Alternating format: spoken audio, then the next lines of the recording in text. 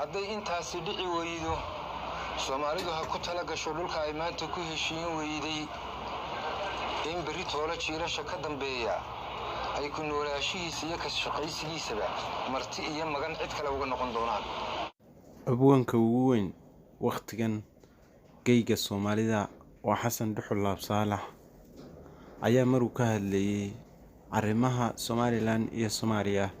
waxa uu sheegay inaanu dhex ka noqon karin waajibaadka muwaadinimo awgiis isla markaana waxa uu sheegay in Soomaaliya iyo Somaliland dantoodu ay ku jirto inay kala huleelaan isla markaana ay kala libdhaan maadaama aysan ku heshiin karin danaha labadooda dhexdooda. sidoo kale waxa uu intaa raaciyay in Soomaalidu aanay Soomaali ku noqon karin calan kaliya oo la hoos harsado ay Soomaalidu ku noqon karto Soomaali mida isla markaana wada shaqaysa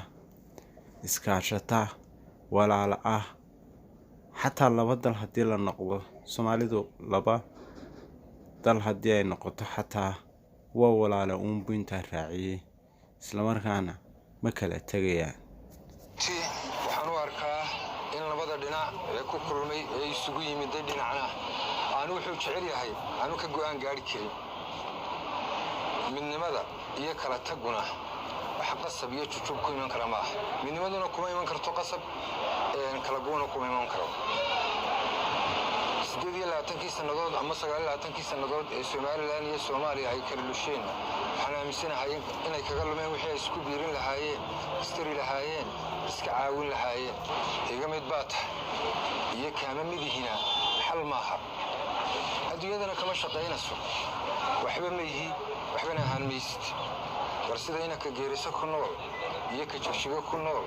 iyo ka jabuuti ku nool ay wada dhalasho iyo dhaqan iyo dhiig iyo isirnimo uga dhaxayso iyagoo nidaamkooda dawladda kala duwan yahay ay kaargeysiin muqdisho ku noolna uga dhaxaysa. Soomaalinimaduna maaha hal calan wada hoos harsan. Soomaalida horta waxay wax ku ogolaataa ama wax ku diidaa waa caadifad iyo jibo inay caadifada iyo jibada ka baxdo oo runta iyo xaqiiqada wajahdo ayaa xalka warkaa. waxaan aaminsanahay in la soo gaaray xilligii dadka Soomaaliyeed ee afiya dhaqan iyo siriid diin wadaagta ay isweydiin lahaayeen waradaynu wada socon kari weynay inagoo kala soconnaa qorshe guud oo aynu ku wada soconno ma yeelan karnaa. haddaynu wada jiri kari weynay inagoo kala jirnaa wax ma wada jiran karnaa oo dhaqankeena ma jiran karnaa oo diinteena ma jiran karnaa oo dhulkeena ma jiran karnaa oo badaheena iyo dekedaheena ma wada jiran karnaa. hadday intaasi dhici weydo Soomaalidu ha ku tala gasho dhulka ay maanta ku heshiin weyday in bari toola jiirasha ka dambeeya ay ku noolaashihiisa iyo ka shaqaysigiisaba marti iyo magan cid kale uga noqon doonaan.